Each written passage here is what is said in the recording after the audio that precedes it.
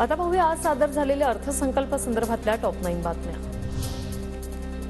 अर्थमंत्री अजित पवारांकडून राज्याचा अंतरिम अर्थसंकल्प सादर। ग्रामविकास विभागास 9,280, गृह परिवहन बंदर विभागाला 4,092 कोटी तर सामान्य प्रशासन विभागाला 1,432 कोटींची तरतूद। अंतरिम अर्थसंकल्प सर्वसमावेशक असा अर्थसंकल्प असल्याचं मुख्यमंत्री शिंदेंचं वक्तव्य।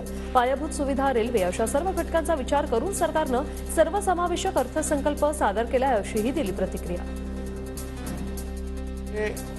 सर्वसमावेशक सर्व घटकांना न्याय देणारा हा अर्थसंकल्प या ठिकाणी या 4 महिन्याचा आहे।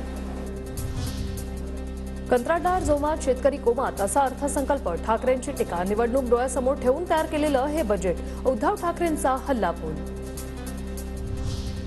विदर्भातील दुष्काळ दूर करण्यासाठी 2,000 कोटींची तरतूद। नदीपात्रात पाणी अडवण्यासाठी बॅरेजची कामं हाती घेतली आहेत। अजित पवारांची माहिती। राज्याला खड्ड्यात घालण्याचं काम सत्ताधाऱ्यांकडून सुरू। अर्थसंकल्पात कुठल्याही ठोस तरतुदी नाही। अर्थसंकल्पावरून विजय वडेट्टीवारांची सरकारवर टीका।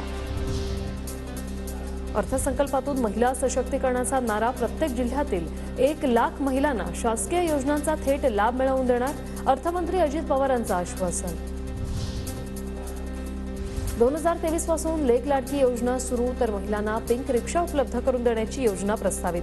5,000 पिंक रिक्षा देणार। अजित पवारांची माहिती। औंधमध्ये एम्स रुग्णालय सुरू करण्याचा प्रस्ताव। आरोग्य सेवा क्षेत्रात जास्तीत जास्त सुधारणा करणार। अर्थमंत्र्यांची माहिती। श्रीनगर आणि राम जन्मभूमी अयोध्येत महाराष्ट्र भवन बांधण्याचा निर्णय। अर्थमंत्री अजित पवारांची घोषणा।